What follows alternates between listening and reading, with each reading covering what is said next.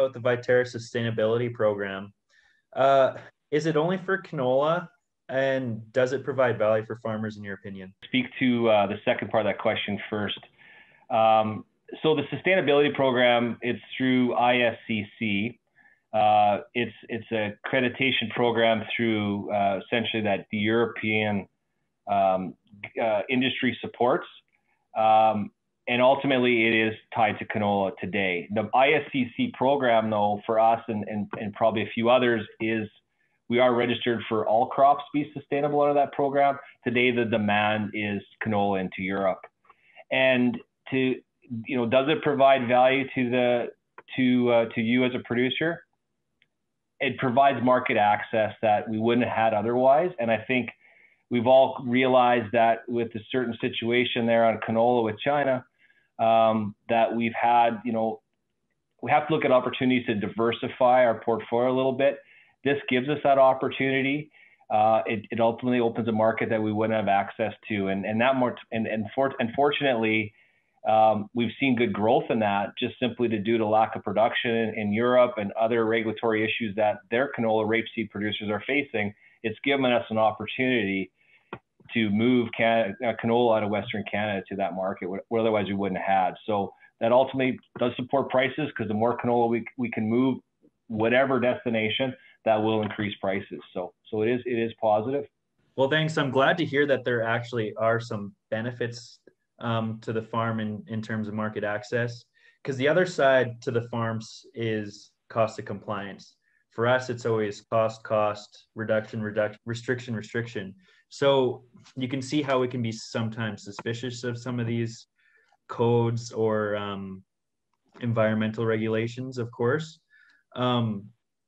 It seems to me, though, that perhaps the devil's in the details, because I was looking at some of the details of your sustainability program, and it had something to do with seeding of wetlands.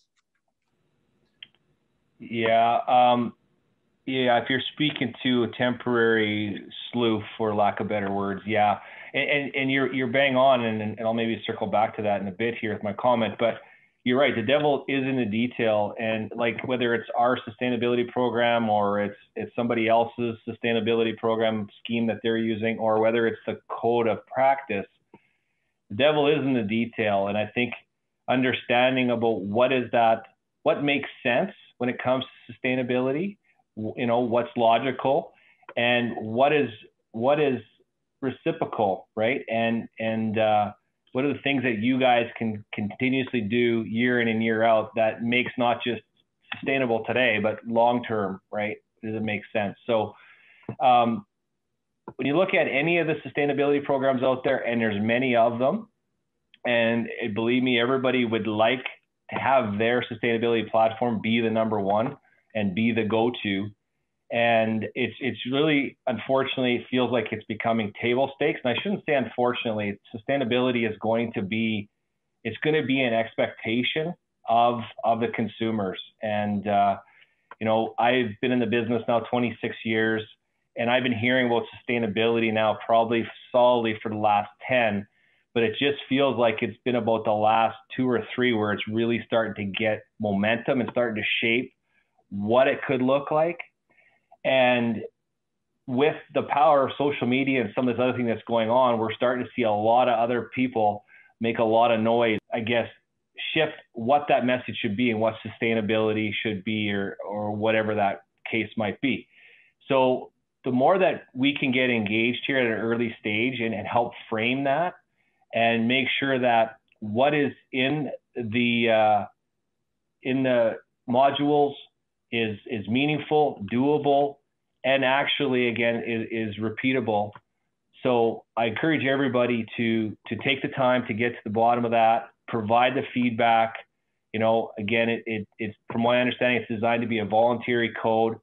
And so one could say, well, no one has to sign up to it. No one's out nothing. But with that being said, I'm assuming the purpose is we want people to sign up to it. So let's make sure that we get our feedback right, and we understand what it's trying to do, what it's asking of you folks, and we shape that, because I'm always fearful that if we don't, somebody else might, and we don't want that. So So I see it, the consultation, as a positive. And again, I can't stress enough, I just encourage people to understand it and provide feedback, and let's hopefully we can shape something that's meaningful for everybody.